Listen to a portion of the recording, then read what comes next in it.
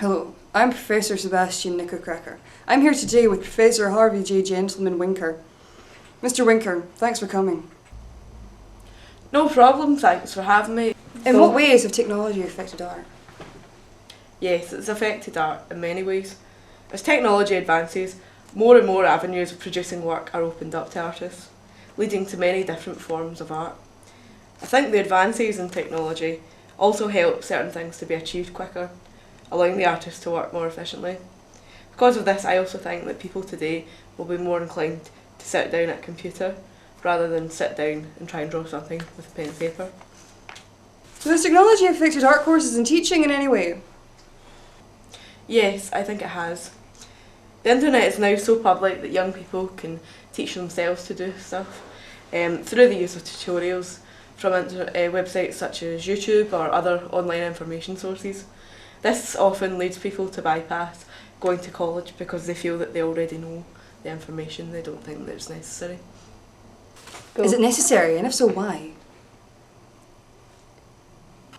I think going to learn at a college or taking courses are necessary because it is best to have a knowledge of the history of art and design if you want to produce a piece of art that has substance and meaning. If the internet is so readily available today, then surely information on art history can be found. Yes, there is, but there are many sources on the web that are incorrect. And also you would need to know what to look for in the first place. What do you think has led the internet to become so public? I think social networking sites such as Facebook have played a big part. Also, websites such as YouTube, Vimeo, DeviantArt and Flickr have helped to easily get artists' work known worldwide. How easy financially is it to work in new media? Are there any financial organisations to aid and support artists in the new media industry? Yes, there are a range of financial aids available for artists and individuals involved in the creative sector. These include organisations and websites such as Art Fund, Art Roots and Arts Council, as well as some more specialised groups such as Arts Catalyst, which is a science arts agency, and the Adam Reynolds Bursary, which is a bursary for deaf and disabled artists. So how do these help artists? They help in a number of ways. First of all, artists, especially in the new media environment, will need a certain amount of money to be able to make their pieces. Financial support organisations make artists' ideas valuable and possible to make. This in turn helps the creative industry as a whole, as it is able to be distributed. In short, these benefit artists and the creative industry greatly. Okay. And what about any organisations or associations for artists?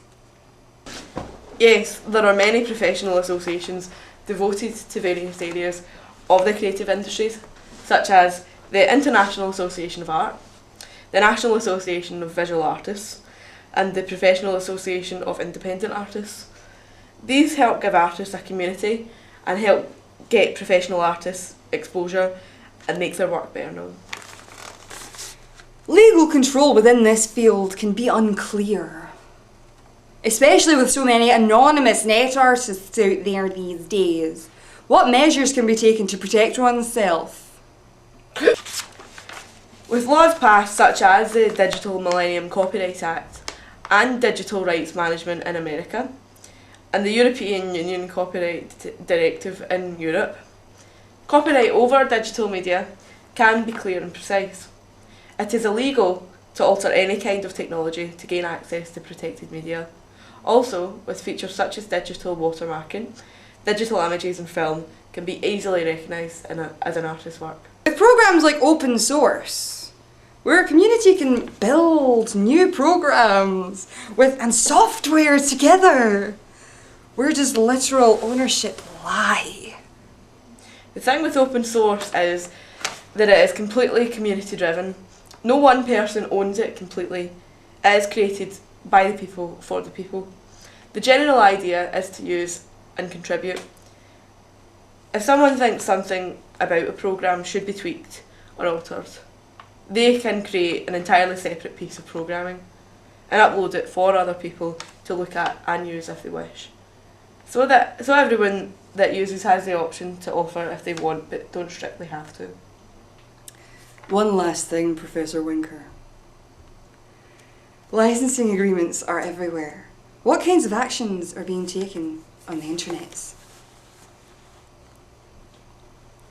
Licensing Acts actually allows artists more exposure. Once a license is purchased, it can be used however many times an artist wants to use it, in however many different ways. It protects artists from losing out on money thanks to creative rights, and help to promote their work by the means of exposure by the license owners. If a license owner wishes to make an interactive game out of one digitally altered photograph, the original artist still gets money out of it. Thank you for coming along today, Mr. Winker. I will see you in my dressing room later. No problem, thanks for having me, it's been great.